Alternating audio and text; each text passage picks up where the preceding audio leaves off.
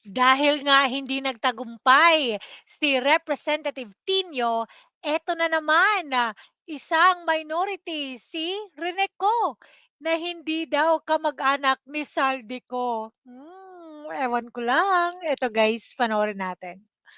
Good morning to the Vice President. Good morning to my colleagues. I'd like to take off po sa questioning na ni Representative Tino. Meron po kasing minention na list of destinations na tinake ni Vice President this year under Travel Authority. But we like to take note na in a press conference of the Office of the Vice President, meron pong security and staff na kasama si Vice President. So can we ask po, no, paano po pinopondohan yung pagpunta, flight and accommodations ng staff and security ng OVP? Ay, hindi niya alam. Madam Chair, may I be allowed to ask a question?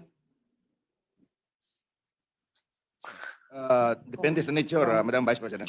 Yes, magpinsan po ba si Congressman ko ngayon tsaka si Zaldi ko? Ano po yun? Mr. Chair, I can answer. Are they relatives? Sir? Please answer, Congresswoman Rene. I have no familiar relation po to Zaldico or to Representative Zaldico or any of their relatives po. Thank you, Madam Chair. Let me just look for Please go ahead, ma'am. Look for the slide. Nako, 'di ba? Grabe, sobra namang Reneco, Zaldico. Baka nga magpinsan 'to sila. 'Di ba, guys? Ito talaga sila magka-apelyido samantalang sino ba 'yun? Si Yussi Claire at si Yussi Claire Castro at si Frank Castro. 'Di ba? Ewan ko lang. Baka nagkataon lang naman. So, Madam Madam Vice Chair. President, please go ahead. Yes. So we are talking about international travels, no, as of July 31. So for two travels in Southeast Asia, for the security, it's 474,646.93 pesos. And for the OVP personnel, these are for two trips, 463,733.6 for a total of 938,379.99. For one trip to Australia, for the security, it's 438,383.26. And for the OVP personnel, it's 206,988 for a total of 645,371. For the Middle East and Europe, three trips. The total is for the security is 2,922,869.98. And then for the OVP personnel, that's 1,825,329.47 for a total of 4,748,199.45. For three trips in East Asia, the security budget was 1,141,937, and for the OVP personnel, 0, because they did not join these trips. And the total is 1,141,937. The total for 9 trips for both the security and OVP personnel is 7,473,887.70. Thank you, Madam Vice President. Congresswoman Ko. Mr. Chair, may we request a detailed copy of the report that the Ay, Vice grabe. President gave in relation po sa spending po ng security and staff for foreign trips abroad. We will request the Office of the Vice President to supply the committee with such record. Thank you, Madam. Yes, sir.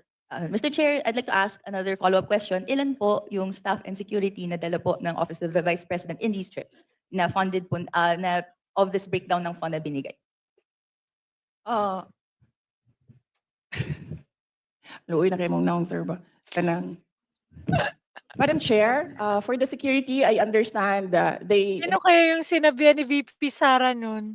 Parang yata yung vice chairperson yata ng Committee on Appropriations kasi nafi-feel din niya yung nafi-feel din niya yung pagtatanong kasi ng mga ano, puro ano, eh, walang kwenta, eh. Tingnan mo magsasalita na yan mamaya. recommend, the Armed Forces of the Philippines recommend 3 to 4 security personnel, but the Office of the Vice President only approves 2 security personnel. And for the Office of the Vice President personnel, that's one ceremonial and diplomatic affairs employee, one for MPRD, that is the media relations and public affairs division, and then one for as assistant to the vice president. So those are the approved personnel who joins the vice president in her trips. So to clarify, Mr. Chair, these personnel in total ay sinagot ng OVP fund of totaling 7.4 million pesos sa ating mga foreign trips. Madam Chair, not all foreign trips, as I mentioned, security is always recommended by the Armed Forces of the Philippines, but some trips do not have OVP personnel because there are only 3 trusted OVP personnel who can do the work that I demand from them, and sometimes they are not available. Okay, Congresswoman Ko. Thank you, Madam Chair. So to confirm, ito pong mga trips na to that was mentioned, are these trips personal in nature that required po yung presence ng personnel and staff? Yes, Mr. Chair, I believe, with all due respect with my colleague in the minority, I believe the question is irrelevant. Because even if the Vice President travels on her personal capacity, we cannot disassociate herself from the office of the Vice President. She's still the Vice President. The Exactly. reason for the travel is business, but she could also travel in her personal capacity, but she's still the Vice President. So I believe the question is irrelevant. With all due respect with my colleague. Mr. Chair, thank you. just to respond po, no, this is just a mere question, whether the nature of the trip is personal Puro or mga business po, no, irrelevant. or whether it's Talaga. official. This is a question that I'd like that could be posed, and I hope to post po to the Madam Vice President. Madam Chair, it depends. If I have activities for the Office of the Vice President abroad, the 3 OVP personnel join the trips. But if the trip is purely personal and I do not have events for the Office of the Vice President, they do not join the trips. So in the graph, in the table that I mentioned earlier, those were the trips that the 3 personnel from the Office of the Vice President joined. But in the case of security personnel, this is something that is beyond the Office of the Vice President. It is decided by the Armed Forces of the Philippines. Thank you, Madam Vice President. Thank Congresswoman you. Ko. Thank you, Mr. Chair. Satisfies your question. My next question is in relation po to a line of questioning and in relation to the unqualified opinion that the COA issued to the Office of the Vice President. But after that, 60 days was provided to the Office of the Vice President to issue corrections po to certain errors made. Upon questioning the COA in its budget hearing, nagbigay po sila ng additional details kung saan may nakita daw po kasing 3.8 million pesos worth of equipment not accounted for in the OVP submission. Ito po ay mga errors found in the 2024 annual audit report. Can the Vice President explain this error po, Mr. Chair? Madam Chair, the Office of the Vice President from 2022, 2023, and 2024 received unmodified opinions from the Commission on Audit. And I would like to take this opportunity to thank all my colleagues in the Office of the Vice President for being faithful to transparency and accountability in our office. The reason why we have comments from the Office of the Commission on Audit is because of system and improvement in processes. So these are basically documentations that the Commission on Audit require of transactions. And we have already updated our manual of operations in the OVP to reflect comments from the auditors.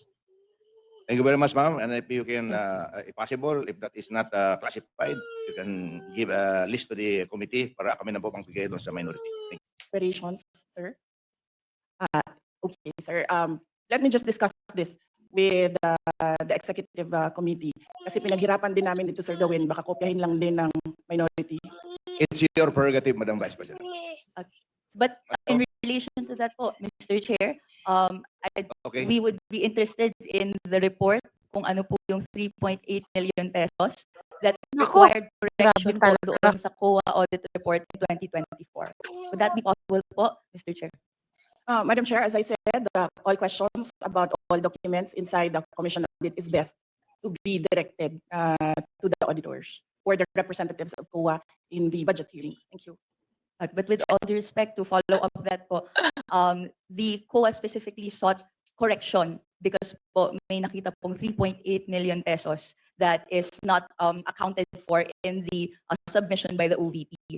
So the burden of the submission is actually with the following agency. So which is why in the exercise of legislative oversight, we would like to be enlightened kung ano po yung error na po ito. And tama po, para maiwasan in the future, a report po on what it is would be appreciated. So ang question ko po is, would that be possible po, Mr. Chair? Madam Chair, usually the Commission on Audit, the auditors review documents, and sometimes they do not see the attachments in the correct submissions. Sometimes the attachments that are required are found in other submissions and reports, and these attachments are required by auditors in every report. That is why right now we already have a checklist. If this is the process, if this is the project, there is a checklist on the attachments. Because auditors review the documents, and the auditors require the attachment of documents, and sometimes these documents are not attached to a specific report. So what we did, Madam Chair, is create a checklist and improve to improve the system. The personnel from the Office of the Vice President go through the checklist before they submit. Okay. Anything else, Congresswoman Ko?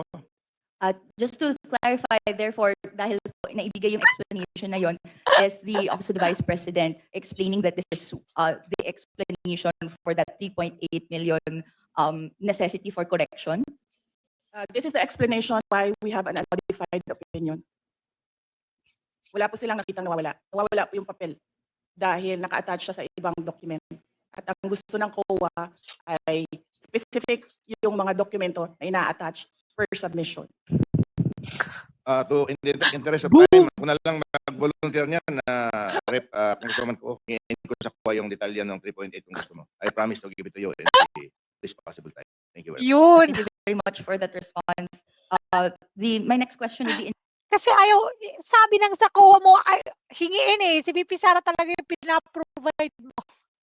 relation po, and we're asking this question po, Mr.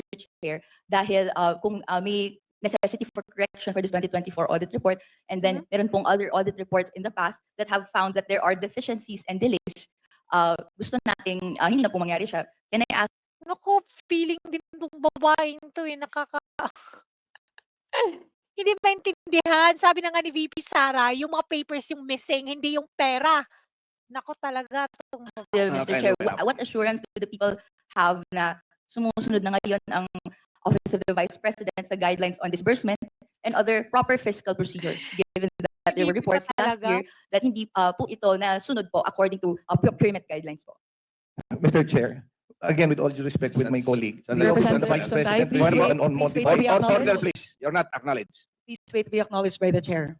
We'll let the Is that the last question, Madam Vice we'll President? let the Madam Vice You have the President option to respond. respond or not. My apologies, Vice Chair Pepito Alvarez. May I request for an orderly conduct of the hearing for the members to please wait to be acknowledged by the chair before you make a statement. Thank you very much. The floor is now with the Vice President to respond to the question of Representative Go. Yes, Madam Chair, as I said earlier, I don't know if everyone heard it. Every time we receive a comment from an auditor, we update our manual of operations. In order, no, missing items would be in the next expenditure program. Is that correct? Yes, sir. Thank you very much. Congresswoman Ko, that winds up your Thank you questioning. for that response, Mr. Chair. This will be my last question po. Okay. In relation po doon sa ibang mga items in the budget before, we have taken note that if confidential funds of the Office Hmm? of the Vice President, according and as revealed to the Siya good na governance naman. hearings, was dispersed to the security heads or the VPSPG. May I ask po, no, bakit po dispersed siya to the VPSPG or the security heads? Pero ang nakalagay sa Joint Circular 2015-1 issued by DBM and COA that it should be dispersed to the Special Dispersing Officer. Madam Chair, this is the confidential funds is a subject of impeachment proceedings. Is a subject of the articles of impeachment from the House of Representatives, and I would not like to discuss the defense strategy, particularly because the prosecutors will come from the House of Representatives. Mr. Chair, my final question. No, Ito na I'm po sorry. yung last one. I'm sorry, I'm Hindi sorry. na po siya That's part the of last question. individual- Madam Yes, Chair. I'm po, sorry. Mr. Chair. I'm sorry, that's the last question. Madam Chair, may I be recognized? Yes, Senior Deputy Minority Leader. I move that we terminate the budget hearing on the proposed budget. Second. Yes. Budget hearing for the Office of the Vice President is hereby terminated. Thank you very much. Ang Thank you very much ingay to Her kasi ng mga Excellency. kabataan party list eh. Oh, 'di ba? Naku talaga, Duterte lang yung mga inaano nila, 'di ba? Ang dami nilang tanong kung bakit pagdating sa alam mo yung sa sworn statement ng mga Diskaya 2022 lang hanggang 2025. Bakit daw hindi isama yung 2016 to 2025 tapos pagdating sa confidential funds hindi puwede dapat kay VP Sara lang yung hindi kasama yung ibang agency, hindi kasama yung presidente. Pero pagdating sa sworn statement ng mga Diskaya dapat kasama pati Duterte. Ewan ko talaga mga utak